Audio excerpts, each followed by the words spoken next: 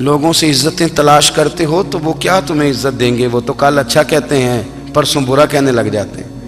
لوگوں کے سامنے گڈ بک میں آنا چاہو گے تو وہ تو سویرے تمہارے بارے میں کچھ کہیں گے، شام کچھ اور کہیں گے۔ اپنی روحانی زندگی آباد کریں، اپنے مسلح کو وقت دیں، اور دنیا سے چھپ کر اس موبائل کو بند کر کے اور اپنے آپ سے بھی چھپ کے اور تنہا ہو کے چھپا کے سارا کچھ اپنے آنسو اپنے رب کی بارگاہ میں پیش کریں، اس کے حضور حاضری دیں۔ سنو نا ترمذی کی حدیث، اور اسے یاد رکھنا، نبی پاک علیہ السلام نے فرمایا اپنے دکھ لوگوں کے سامنے نہ بیان کرنا، سیٹھوں نوابوں کو نہ بتاتے پھرنا، دنیا داروں کے سامنے جا کے نہ رونا کہ میں تکلیف میں ہوں۔ فرمایا اگر دنیا داروں کو دکھ بتاؤ گے رب تمہیں کبھی غنی نہیں کرے گا۔ اور لوگ ہیں کہ الٹا مذاق اڑائیں گے آپ کی، جس سے بڑی پکی یاری ہے نا، پکی، وہ تب تک پکی ہے جب تک آپ نے 50,000 مانگا نہیں، اور جس وقت آپ نے کہہ دیا کہ میں مجبور ہوں میری مدد کر، تو پھر ختم ہو گئی دوستی۔ لوگوں کی تعلقات آپ کے ساتھ تب تک ہیں جب تک آپ ان سے کوئی ضرورت وابستہ نہیں کرتے۔ کریم محبوب فرمانے لگے بندوں کے سامنے دکھ نہ بیان کرنا، اللہ تجھے کبھی غنی نہیں کرے گا۔ تو اپنے دکھ اپنے رب کو بتا، تو دعائیں مانگ، تو اس کی بارگاہ میں حاضر ہو، تو اس کے حضور عرض کر۔ فرمایا اپنے دکھ اپنے رب کو بتا، وہ جلدی کرے یا دیر سے کرے تجھے ساری دنیا سے بے نیاز کر دے گا، تجھے کسی کا محتاج نہیں رہنے دے گا۔ اپنے مسلح کو، اپنی دعاؤں، ایک بزرگ فرماتے ہیں میں نے دعا مانگنے کا طریقہ اپنی بیوی سے سیکھا، دعا مانگنے کا طریقہ اپنی، سیکھنے والے تو اپنے بچوں سے بھی سیکھ لیتے ہیں، سیکھنے والے تو ہر ایک سے سیکھتے ہیں۔ وہ کہتے ہیں میں نے دعا مانگنے کا سلیقہ اپنی بیوی سے سیکھا ہے۔ حضرت وہ کس طرح؟ فرمانے لگے میری بیوی نے نا مجھے کوئی کام بتایا، کچھ پیسوں کی ضرورت کے لیے کہا، تو میں نے اسے کہا کہ بھئی ابھی میرے پاس نہیں ہے، کچھ دنوں میں آتے ہیں تو میں دے دوں گا۔ عورتوں کی عادت ہوتی ہے وہ بار بار یاد کراتی ہیں، 2-4 دنوں کے بعد پھر اس نے کہا حضرت وہ میں نے کہا تھا کچھ پیسے، میں نے اسے کہا کہ ابھی میرے پاس نہیں ہے، کچھ دنوں میں ملتے ہیں تو میں تمہیں دے دوں گا۔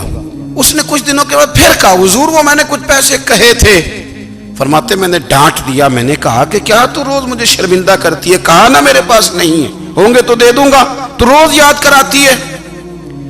فرماتے ہیں اس نے پہلے تو میری ڈانٹ کو سہا، پھر میرے سخت جملوں نے اس کی آنکھوں میں آنسو پیدا کر دیے، پھر اس نے اپنے آنچل میں اپنے اس دکھ کو سمیٹا، اور پھر اس نے ایک جملہ کہا تو میں رو پڑا، اور مجھے اپنے رب سے مانگنے کا طریقہ آ گیا۔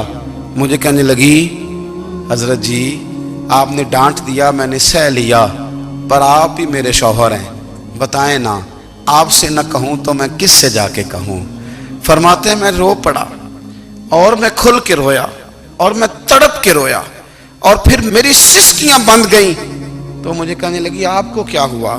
میں نے کہا مجھے بھی دعا مانگنی آ گئی ہے، جب میں اسے کہوں گا نا اللہ تو ہی میرا رب ہے، میں تجھ سے نہ کہوں تو میں کس سے جا کے کہوں؟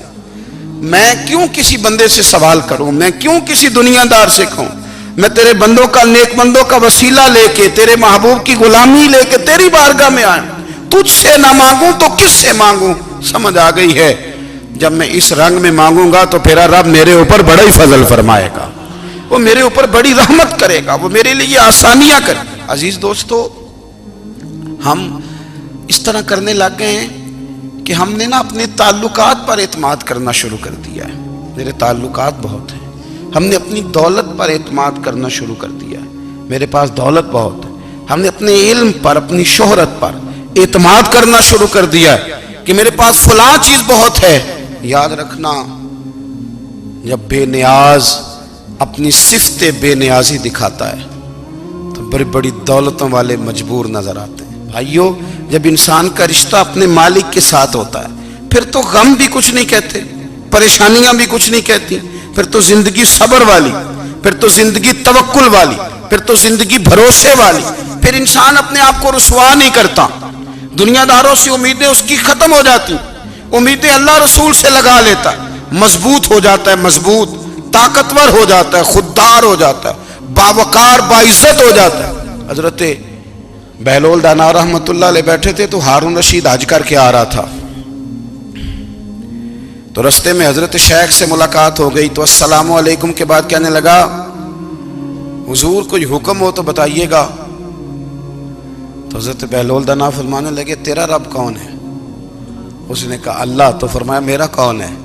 کہا اللہ. فرمانے لگے تو بڑا ہی بیوقوف ہے، کیا تو یہ سمجھتا ہے کہ رب ہارون رشید کو تو دے گا اور بہلول دانا کو بھول جائے گا؟ تیرا بھی وہی رب ہے، میرا بھی وہی رب ہے. اس نے اگر تجھے دے کے آزمایا ہے تو ہو سکتا ہے مجھے نہ دے کے آزما رہا ہو. جب اس کی حکمت کے تقاضے ہوں گے تو عطا کرے گا اور دے گا. تو جا اپنا کام کر. بھائی اپنی روحانی زندگی، اپنی عبادات، اپنے وظائف، اپنے روزمرہ کے معاملات، اپنی دعائیں، اپنا استغفار. دیکھو کوئی مشکل کام تو نہیں 2 رکوع ہیں سورہ واقعہ کہ اگر رات کو پڑھ لی جائے تو. میں کس طرح یہ بات بیان کروں کہ تعویذ بانٹنا آسان ہے اور وظیفہ بتانا مشکل ہے. سارا دن تعویذ بانٹیں تو لوگ لینے کو تیار ہیں، اور اگر آپ وظیفہ بتائیں تو کہتے ہیں تو مشکل کام ہے. او خدا کے بندے، اگر آپ کا تعلق قرآن پاک کے ساتھ مضبوط ہو، قرآن پاک کے ساتھ اگر آپ کا رشتہ ہو، لوگ سفارشیں ڈھونڈتے ہیں نا دنیا میں، کوئی تعلق مل جائے تو میرا کام ہو جائے. دنیا میں اتنا مشکل معاملہ ہے، آخرت میں مجھے بتائیے گا کتنا مشکل معاملہ ہوگا.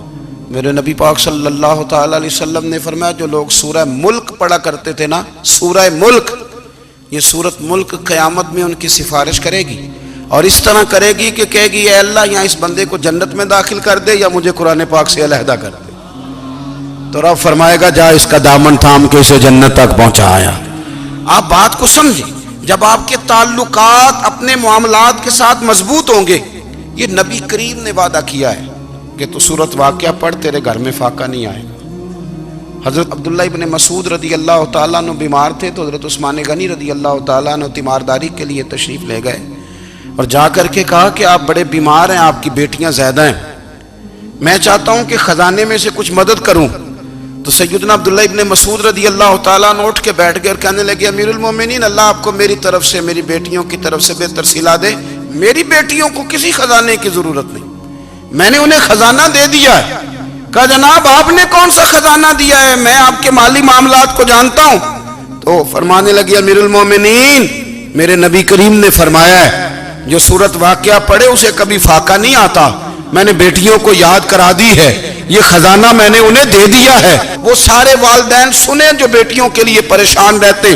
حضرت عبداللہ ابن مسعود نصیحت کر رہے ہیں، فرمانے لگے میں نے سورت واقعہ یاد بھی کرا دی ہے، پڑھنے کی عادت بھی ڈال دی ہے.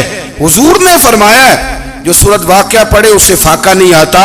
کہنے لگے چاند تو اپنی جگہ چھوڑ سکتا ہے، سورج گر سکتا ہے، تارے ٹوٹ سکتے ہیں، پر مدینے والے رسول کی بات غلط نہیں ہو سکتی. حضور نے فرمایا فاقہ نہیں آئے گا تو انشاءاللہ کبھی بھی نہیں آئے گا. کرنے کا کام یہ ہے کہ ہم اپنے معاملات، اپنی عبادات، اپنی دعائیں، کبھی 10 منٹ عادت ہو جائے نا دعا مانگنے کی علیحدہ سے رات کو. حضور نے فرمایا جو فرض نماز کے بعد دعا مانگے اللہ اس کی قبول کر لیتا ہے. نبی پاک صلی اللہ تعالی علیہ وسلم نے فرمایا اللہ مسافر کی دعا قبول فرماتا ہے. حضور نے فرمایا اللہ مظلوم کی دعا قبول فرماتا ہے. حضور نے فرمایا بیمار سے دعا کراؤ اللہ اس کی دعا قبول فرماتا ہے. میرے نبی پاک نے فرمایا ماں باپ جب بھی اولاد کے لیے ہاتھ اٹھائیں، ویسے تے بلے شاہ تو آسمانی اڈ دیا ہی پھڑ دیں، جڑا گھر بیٹھا انہوں بڑھیا ہی نہیں. حضور فرمانے لگے ماں باپ جب بھی اولاد کے لیے دعا فرمائیں اللہ ان کی دعا کو قبول کرتا ہے. آپ اپنا تعلق بنائیں دعا کے ساتھ، عبادت کے ساتھ، مصلی کے ساتھ رشتہ بنائیں، استغفار پڑھیں. صلاح الدین ایوبی صلیبی جنگوں میں تھے، رات کو مسجد اقصیٰ میں نماز پڑھی تو پریشان تھے. ایک بزرگ سے ملاقات ہوئی تو وہ کہنے لگے کہ آپ بڑے پریشان ہیں. کہنے لگے حضور پریشان اس لیے ہوں کہ پہلے ہی مسلمان کمزور ہے، اب میں نے سنا ہے دشمن کا ایک بحری بیڑا وہ جنگی سامان سے بھرا ہوا آ رہا ہے، تو اب ان کے پاس اور تلواریں اور نیزے آ جائیں گے، مسلمانوں کے پاس پہلے ہی وسائل کی کمی ہے، پریشان ہو کس طرح کر کے مقابلہ کریں گے. یہ بات کہتے ہی صلاح الدین ایوبی نے بزرگوں سے کہا حضور آپ بھی دعا کرنا. دعا کی بڑی طاقت ہے. میرے نبی پاک نے فرمایا دعا مومن کا ہتھیار ہے. دعا مومن کا. حضور نے فرمایا تقدیر کو سوائے دعا کے کوئی چیز نہیں بدل سکتی. دعا مومن کا ہتھیار ہے. یہ کافر کے پاس کوئی نہیں، یہ ہتھیار ہے مومن